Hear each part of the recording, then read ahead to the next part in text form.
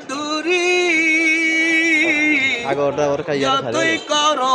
ভাবের দোকানি তোমার ভাবে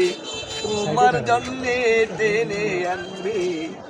অন্ধকার কবরে রাজা তুমি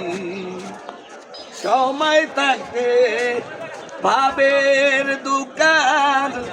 দাড়ি ছেড়ে দিয়ে তওবা করো আল্লাহর দরবারে